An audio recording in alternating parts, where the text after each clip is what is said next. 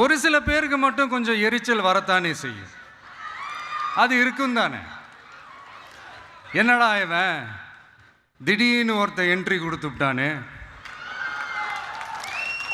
இது வரைக்கும் நாம சொன்ன பொய்யெல்லாம் நம்பிக்கிட்டு மக்கள் நமக்கு ஓட்டு போட்டுக்கிட்டு இருந்தாங்களே, ஆனா இப்போ இவன் சொல்றதெல்லாம் பார்த்தா மக்கள் மனசுக்கு ரொம்ப நெருக்கமா வேற இருக்குது. அதுவே நமக்கு ஒரு பெரிய நெருக்கடியாகவும் இருக்குது. இவனை என்ன பண்ணலாம், என்ன செய்யலாம், எப்படி இவனை இது பண்ணலாம், க்ளோஸ் பண்ணலாம், ஒரு கன்ஃபியூஷன் ஒன்று வரும்.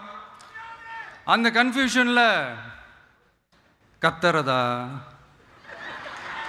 கதறதா என்ன பண்ணுறதுன்னு தெரியாமல் வர்றவன் போகிறவன்லாம் கட்சி ஆரம்பிக்கிறான்னு சொல்லி இப்படி ஏதாவது பேச ஆரம்பிப்பாங்க. இப்போ நம்ம ஆட்சியில் இருக்கிறவங்க நமக்கு எதிராக பேசுகிறாங்க இல்லையா, அந்த மாதிரி.